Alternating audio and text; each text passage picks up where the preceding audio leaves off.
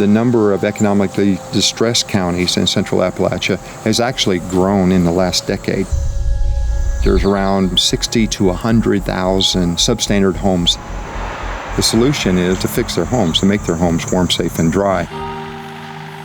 ASP has been in existence for over 50 years, and we have affected a lot of lives.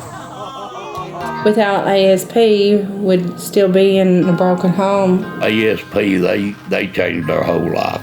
I mean, they really did. It's amazing what these people do.